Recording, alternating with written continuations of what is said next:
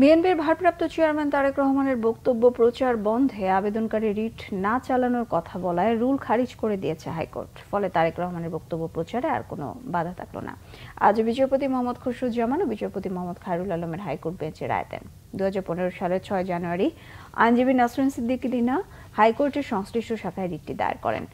রিটে কোনো পত্রিকা, electronic media, সামাজিক যোগাযোগ মাধ্যম বা অন্য কোনো ইলেকট্রনিক ডিভাইসে তারেক রহমানের কোনো বক্তব্য প্রকাশ, প্রচার ও সম্প্রচার না করতে প্রয়োজনীয় ব্যবস্থা নিতে তথ্য সচিবের প্রতি নির্দেশনা চেয়েছিলেন।